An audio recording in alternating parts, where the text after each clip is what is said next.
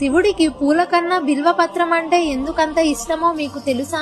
ఒక రోజు అడవిలో దారి తప్పిన ఒక నిరుపేదుడు రాత్రి భయంతో వణికిపోతూ ఒక బిల్వ చెట్టు కింద కూర్చున్నాడు.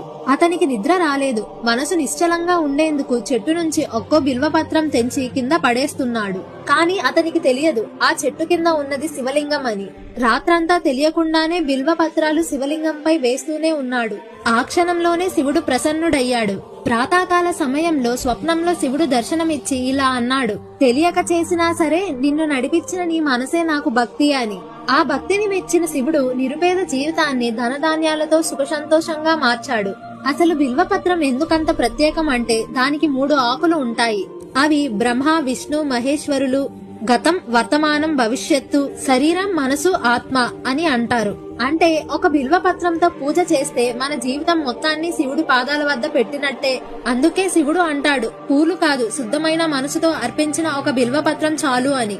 ఈ వీడియో మీకు నచ్చినట్టయితే ఓం నమః శివాయ అని కామెంట్ చేసి ఈ అకౌంట్ ని ఫాలో చేయండి.